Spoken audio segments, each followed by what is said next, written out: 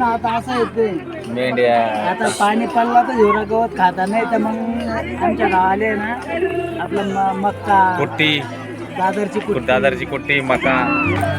असं झालं का त्याला धरून जाऊ 3 फुटाची बरोबर आता 6 महिन्याचं म्हणजे 15 किलो आता हे जर घ्यायचं असतं 40 किलो